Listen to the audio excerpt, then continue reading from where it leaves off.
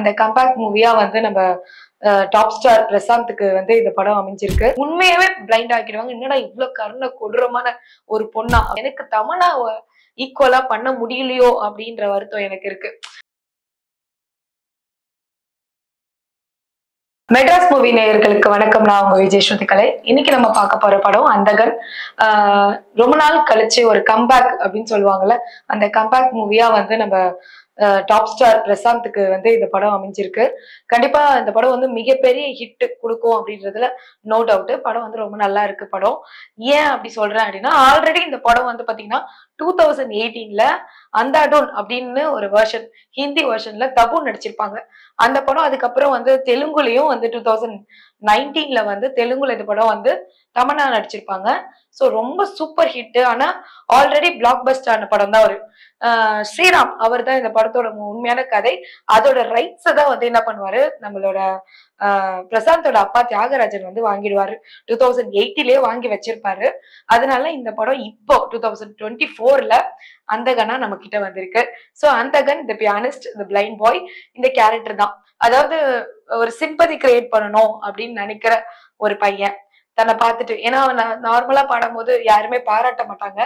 அதுவே வந்து அவன் ஒரு பிளைண்டு, ஏதாவது பிசிக்கலி ஹேண்டிகேப்டா இருந்தா டக்குன்னு சுமாரா பண்ணா கூட பாராட்டுவாங்க அப்படின்ற ஒரு மைண்ட் செட்டோட ஒரு பிளைண்டா ஆக்ட் பண்ற ஒரு பையனுக்கு சடனா ஒரு கிரைம்குள்ள இன்வால்வ் ஆயிட்டானா எப்படி அந்த கதை மாறும், அதுல ஆக்சிடென்டா நடந்த விஷயத்த எப்படி வந்து மறைக்கிறாங்க, ஒரு தப்பு எப்படி பல தப்பா மாறுச்சு அப்படின்றதுதான் அந்தகனோட ஒன் லைன் ஸ்டோரி.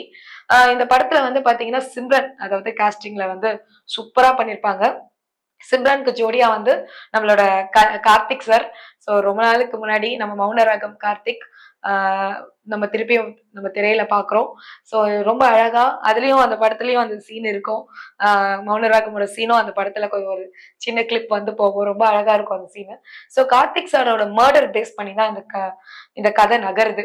சோ இந்த மர்டரை வந்து யாரு பண்றா அப்படின்னா உங்களுக்கே தெரியும், சிம்ரன் தான் இந்த மர்டரை பண்றாங்க. எதுக்காகனா ஒரு இல்லீகல் அஃபேர்னால. அது யாருன்னா சமுத்திரக்கன்னி. சோ சமுத்திரக்கன்னியும் சிம்ரனும் சேர்ந்து இந்த கொலைய எப்படி வந்து மறைக்கிறாங்க, இதனால எத்தனை கொலை பண்றாங்க அப்படின்னும் போது கதை ரொம்ப இன்ட்ரெஸ்டிங்கா இருக்கும்.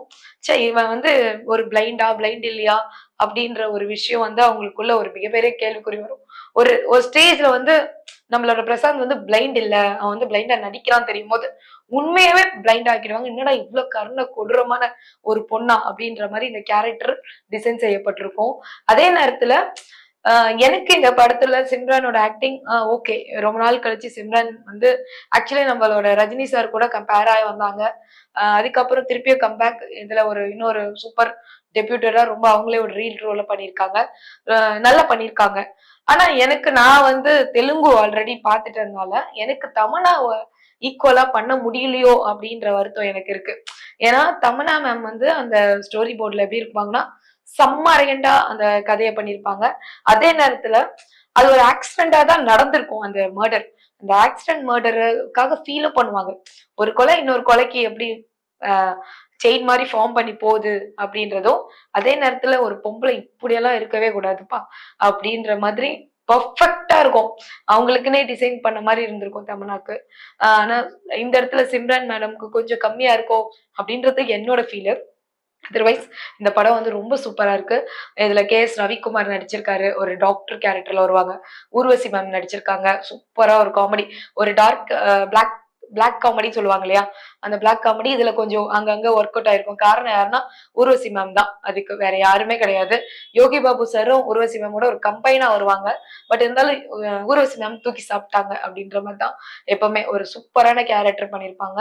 அதுக்கப்புறம் இந்த படத்துல வந்து சமுத்திரக்கன்னி ஒரு ஒரு போலீஸா அவர் வராரு.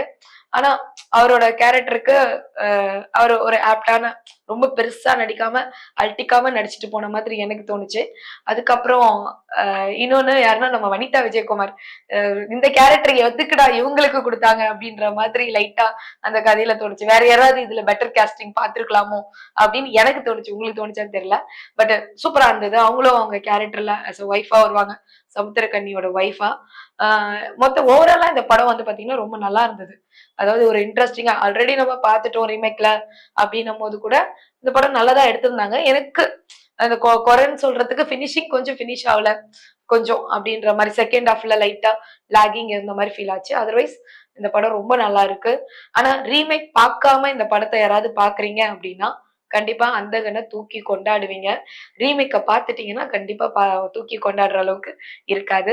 ஒரு ஆனா ஒரு எஃபெக்ட் எடுத்து 2024ல அந்தகனா ரொம்ப கம்பேக் எல்லாருக்குமே ஒரு பெரிய கம்பேக் கொடுத்த எல்லா ஆர்டிஸ்டுமே பெரிய ஆர்டிஸ்ட் பட்டாளத்தோட வந்த படம். கண்டிப்பா இந்த தியேட்டர்ல நான் கூட பல சொல்லதான் பார்த்தேன்.